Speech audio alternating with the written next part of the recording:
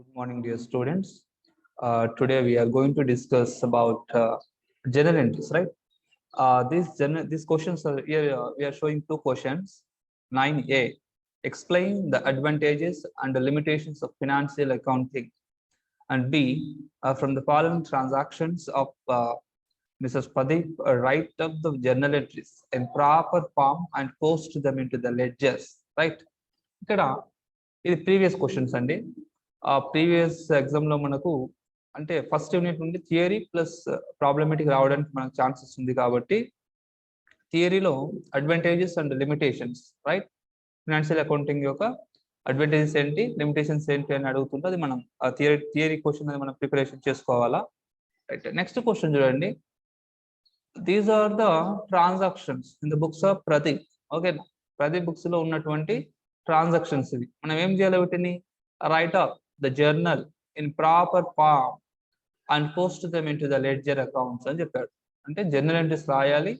Journal entries రాసిన తర్వాత వాటిని రెస్పెక్టివ్ లెడ్జర్ అకౌంట్స్ లో పోస్ట్ చేయాలి. ఆల్రెడీ లెడ్జర్ అకౌంట్స్ లో పోస్టింగ్ అనేది మనం 4th క్లాస్ లో, ఫైనాన్షియల్ అకౌంటింగ్ 4th క్లాస్ లో మనం డిస్కస్ చేసినాం.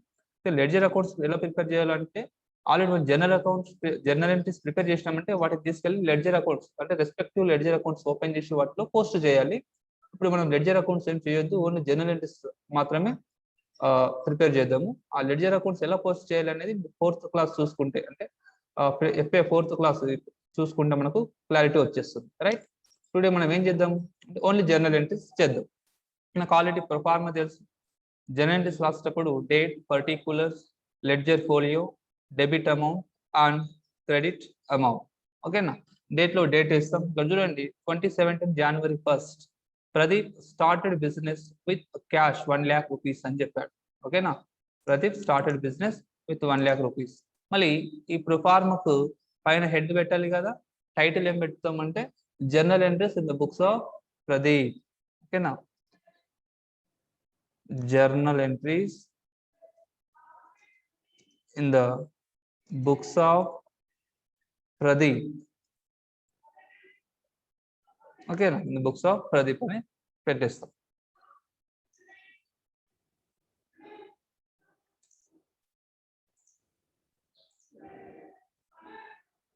రైట్, ఇందులో ఫస్ట్ ఇయర్ రాస్తాం మనం 2017. ఎప్పుడు జరిగింది మనకు జనరల్ ఎంట్రీ ట్రాన్సాక్షన్? ఎప్పుడు జరిగింది? January 1st. January 1st రోజు ట్రాన్సాక్షన్ జరిగింది కాబట్టి చూడండి, Pradeep started business with cash 1 lakh rupees అని చెప్పాడు. ప్రదీప్ 1 lakh rupees తో బిజినెస్ స్టార్ట్ చేస్తే మనం ఏం చెప్తున్నాం? క్యాష్ ఇన్ఫ్లో ఉంటుంది కాబట్టి క్యాష్ అకౌంట్. ఓకేనా? Cash account debit, cash account debit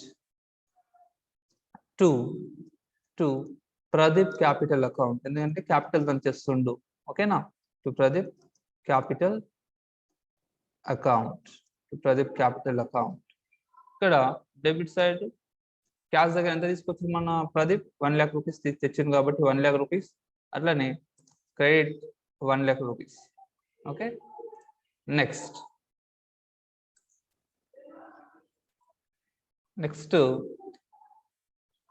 transaction January 6th.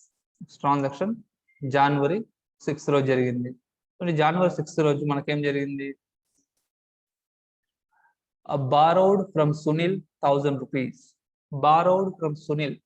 Sunil నుండి మనం తెచ్చుకున్నాడు. ఎవరు? ప్రదీప్ తెచ్చుకున్నాడు. ఏంటి? 1000 rupees తెచ్చుకున్నాడు. అయితే ఈ బారోడ్ మీన్స్ ఇయర్ లోన్ తీసుకున్నట్టు, అంటే సునీల్ నుండి మనం లోన్ తీసుకున్నట్టు. కాబట్టి ఈ సునీల్ నుండి మనం 1000 rupees తీసుకున్నామంటే క్యాష్ మనకి ఇన్ఫ్లో అయింది కదా బిజినెస్ లోకి.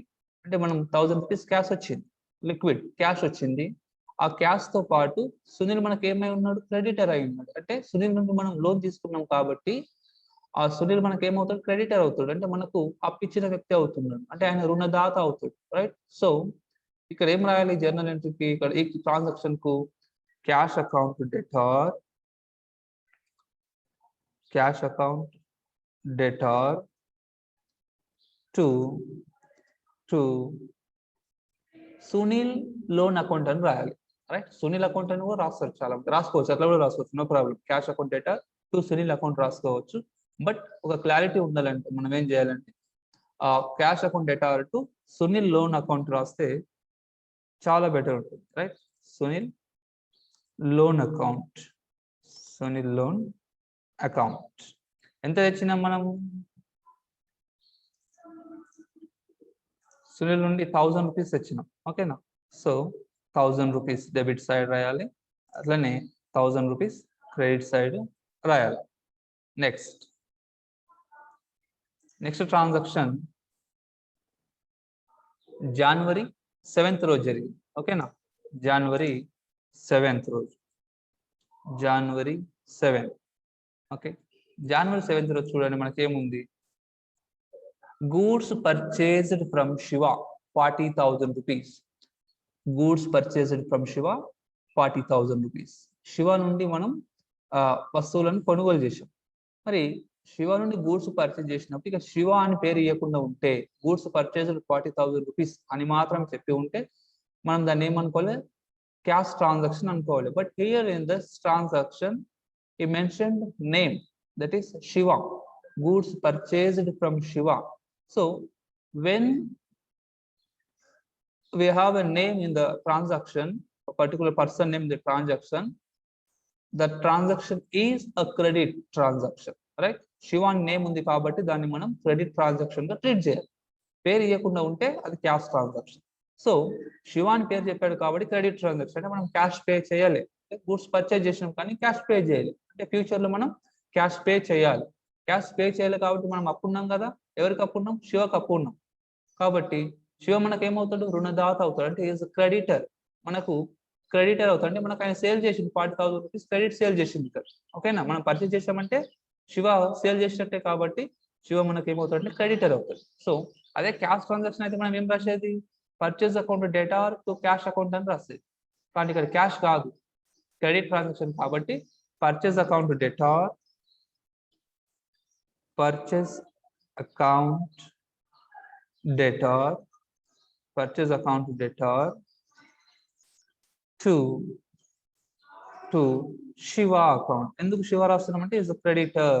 శివ మనకి ఏమవుతాడు? ఇక్కడ క్రెడిటర్ అవుతాడు కాబట్టి టు శివ అకౌంట్, ఓకేనా? ఎంత పర్చేజ్ చేసినా మనం పర్సన్ నేమ్ ఇచ్చిందంటే అది క్రెడిట్ ట్రాన్సాక్షన్ అనుకోవాలి. 40,000 రూపీస్ పర్చేజ్ చేసి ఇది మనం ఫ్యూచర్ లో పే చేయాల్సి వస్తుంది శివకు, ఓకే? 40,000 rupees, okay. నెక్స్ట్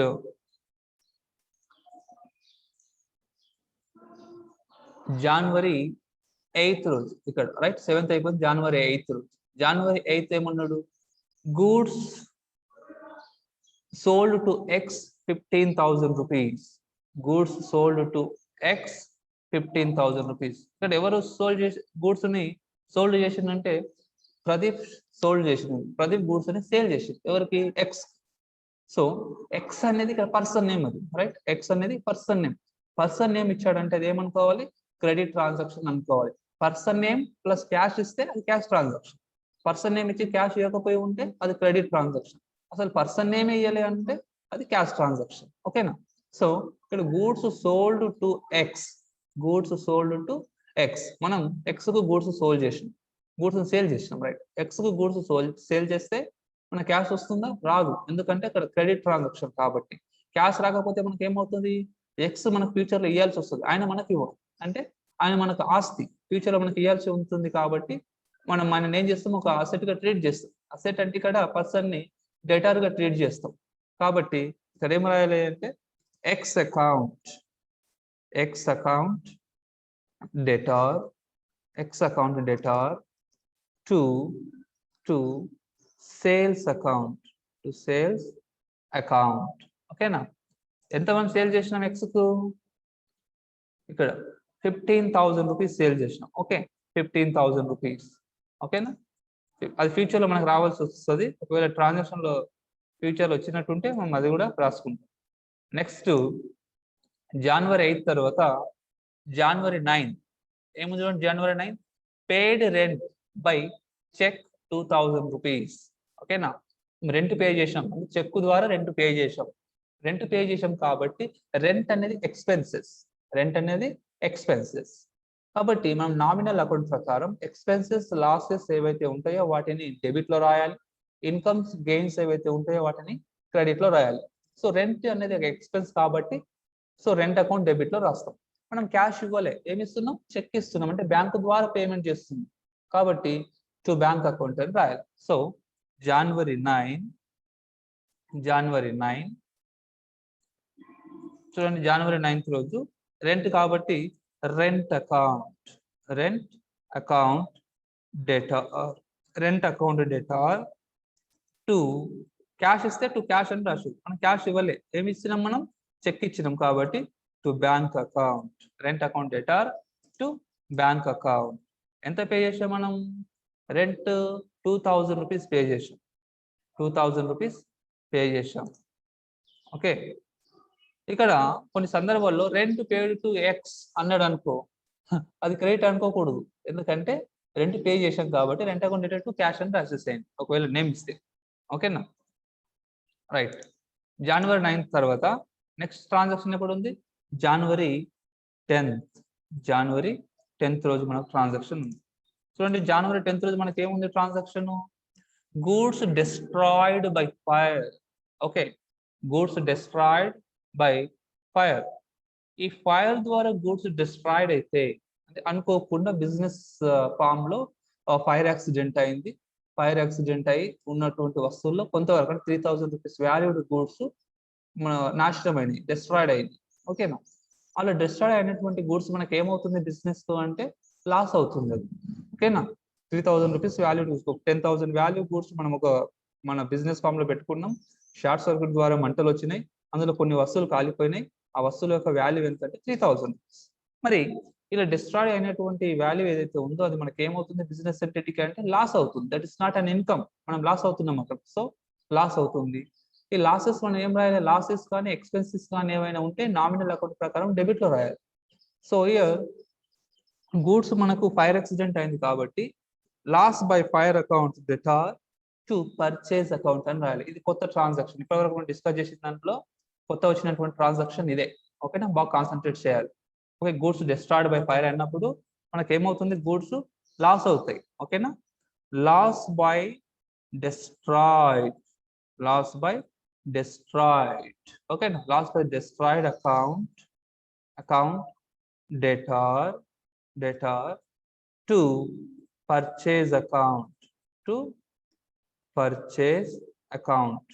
ఉన్నటువంటి గూడ్స్ లో ఆ 3000 రూపీస్ వాల్యూడ్ గూడ్స్ ఏమైపోతాయి, తగ్గిపోతాయి. ఎందుకు తగ్గిపోతాయి అంటే లాస్ అయింది, అంటే మనకు యాక్సిడెంట్ అయ్యి ఆ డిస్ట్రాయిడ్ అయిపోయింది కాబట్టి ఈ గూడ్స్ మనకు తగ్గిపోతాయి.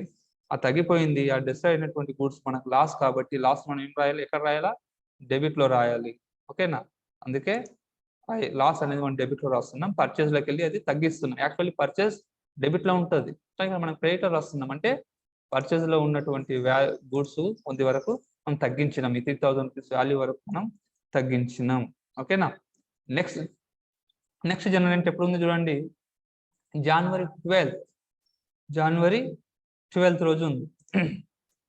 January 12th ఏముంది, salary due to clerk 6000 rupees. Clerk కు మనం 6000 రూపీస్ సాలరీ డ్యూ ఉన్నాం, అంటే మనం పే చేయాల్సి ఉంది. ఓకే, పే చేయాల్సి ఉంది, it is an out standing. Okay, out standing అంటే మనం పే చేయాల్సి ఉంది కాబట్టి out standing salary. So salary అనేది జనరల్ గా మనకి ఎక్స్పెన్సెస్. ఒకవేళ సాలరీ పేడ్ అంటే salary account debtor to cash account అని రాస్తుంది. బట్ ఇక్కడ సాలరీ డ్యూ ఉంది కాబట్టి salary okay, obviously salary is an expense.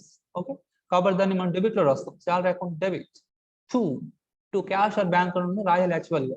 కానీ ఇక్కడ మనం క్యాష్ పే చేయలే, చెక్ కూడా ఇవ్వలే, ఏముంది డ్యూ అని చెప్పింది.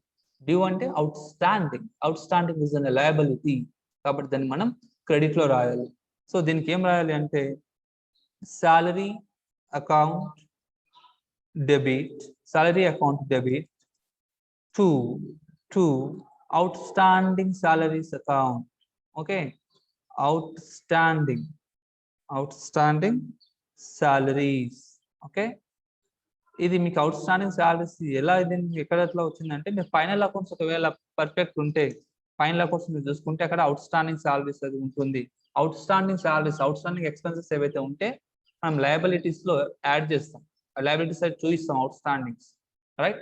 కాబట్టి ఇక్కడ అవుట్ స్టాండింగ్ అనేది లయబిలిటీగా ట్రీట్ చేసి మనం క్రెడిట్ లో రాస్తున్నాం. ఓకే, సాలరీ అనేది ఎక్స్పెన్సెస్, అవుట్ స్టాండింగ్ ఉంది కాబట్టి అది మనం క్రెడిట్ లో చూపిస్తున్నాం. సో ఎంత మనకు అవుట్ స్టాండింగ్ ఉంది? 6,000 రూపీస్. 6,000 రూపీస్ మనం పే చేయాల్సి ఉంది. Okay, 6,000 rupees. Okay, next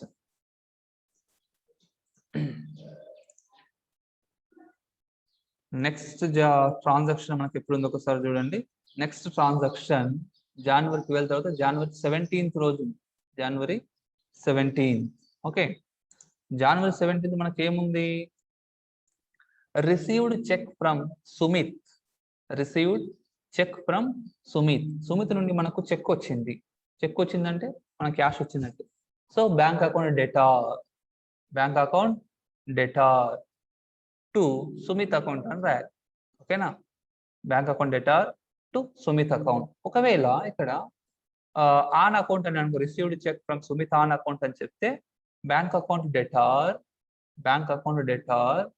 to bills receivable account అని రాయాలి. ఓకేనా, bank account debtor to bills receivable account అని రాయాలి యాక్చువల్గా.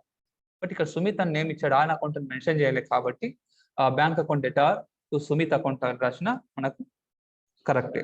Right, bank account debtor to ఎవరి నుండి వచ్చింది మనకు?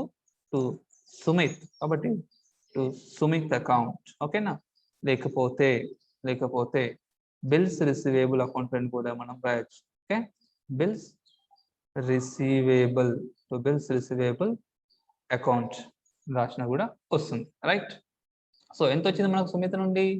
5,000 రూపీస్. సుమిత్ నుండి మనకు వచ్చింది 5,000 రూపీస్.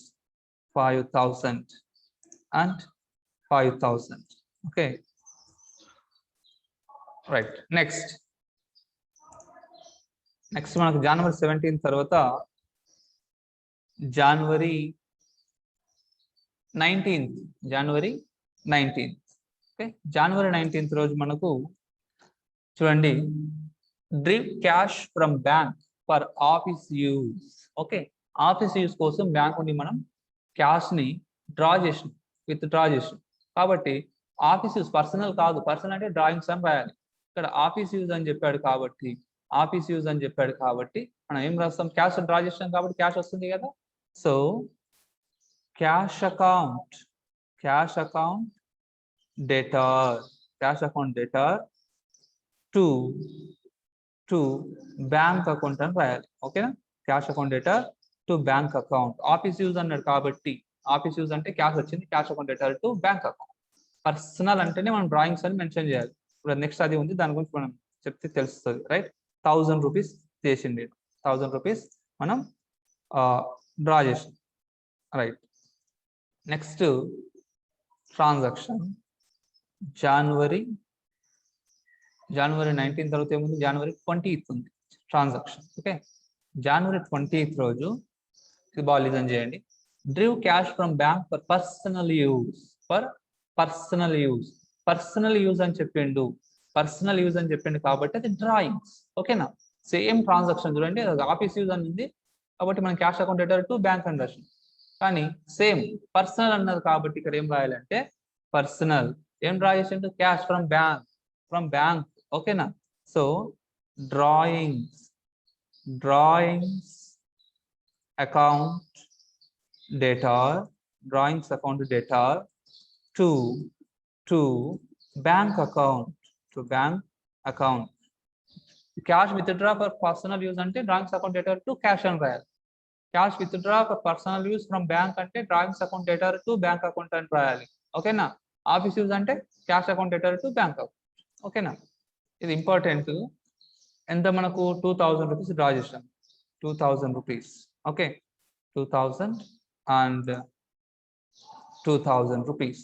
రైట్, నెక్స్ట్ మనకు ఇప్పుడు January 25th రోజు నాకు మళ్ళీ ఒక ట్రాన్సాక్షన్ జరిగింది. This is the last transaction. ఏముంది? Paid to Shiva 39,800 rupees in full settlement. Okay, paid to Shiva 39,800 in full settlement. అంటే శివకు మనం పే చేస్తున్నాం. ఫుల్ సెటిల్మెంట్ అంటే ఇంతకు మనం బాకీ ఉండాలి. చూద్దాం ఒకసారి. ఇక్కడ చూడండి, January 7th రోజు goods purchased from Shiva 40,000 rupees. Credit transaction అని మనం ఇంతకుముందు చెప్పినాం, రైట్? మనం ఫ్యూచర్ లో పే చేయాలని చెప్పినాం ఇక్కడ. ఓకే, సో 40,000 రూపీస్ మనం శివకు పే చేయాల్సి ఉంది. కానీ ఈ రోజు మనం ఎంత పే చేసినాం? 39,000 రూపీస్ 800, అంటే 39,800 రూపీస్ మనం పే చేసాం. అంటే రిమైనింగ్ 200 ఏమైంది? అది మనకు డిస్కౌంట్ ఇచ్చిండు శివ, మనకు డిస్కౌంట్ ఇచ్చిండు శివ, ప్రదీప్ కి డిస్కౌంట్ ఇచ్చిండు. మనకు డిస్కౌంట్ ఇచ్చిండంటే మనం డిస్కౌంట్ రిసీవ్డ్. డిస్కౌంట్ రిసీవ్డ్ అంటే మనకు ఇన్కమ్ అవుతుంది. ఓకేనా? ఇన్కమ్ ని మనం ఎక్కడ చూపించాలి? క్రెడిట్ సైడ్ చూపించాలి. ఒక్కసారి ఇక్కడ చూడండి, మనం పేమెంట్ చేస్తున్నాం. ఎవరికి పేమెంట్ చేస్తున్నాం? శివకు. ఓకేనా? Shiva account debtor, Shiva account debtor payment చేస్తున్నాం కదా, ఏం రాయాలి? టు క్యాష్, కామన్ అది, టు క్యాష్ అకౌంట్. అయితే ఆయన మనకు డిస్కౌంట్ ఇచ్చిండు, అంటే డిస్కౌంట్ రిసీవ్డ్, మనం డిస్కౌంట్ రిసీవ్ చేసుకున్నాం కాబట్టి మనకి ఏమవుతుంది? అది ఇన్కమ్ అవుతుంది. ఇన్కమ్ ని మనం నామినల్ అకౌంట్ ప్రకారం ప్లేట్ లో చూపించాలి. So discount received, discount received account. Okay, శివకు యాక్చువల్ మనం ఎంత పే చేయాలి? 40,000 రూపీస్ పే చేయాలి. ఓకే, 40,000 రూపీస్ పే చేయాలి January 7th రోజు. ఓకేనా? క్రెడిట్ పర్చేజ్ చేసినాం. కానీ ఈరోజు మనం ఎంత పే చేసినాం? 39,800 పే చేసాం, రైట్? శివకు యాక్చువల్ పే చేయాల్సింది 40,000 పే చేయాలి, కానీ మనం పే చేసింది ఎంత? 39,000 రూపీస్ 800 పే చేసినాం. మరి రిమైనింగ్ 200 ఏమైంది అన్నట్టు? ఆయన మనకు డిస్కౌంట్ ఇచ్చిండు, శివ మనకు డిస్కౌంట్ ఇచ్చిండు, రైట్? ఇది ఓకే. ఇవన్నీ జర్నల్ ఎంట్రీస్.